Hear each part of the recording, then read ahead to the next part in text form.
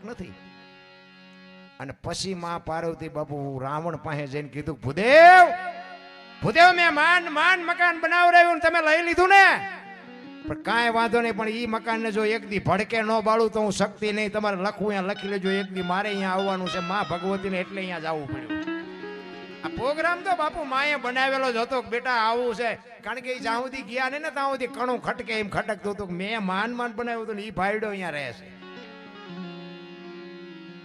કહેવાનો મારો અર્થ તમારું નથી ને, તમારી પાસે કોઈ દી જિંદગીમાં ન રહે.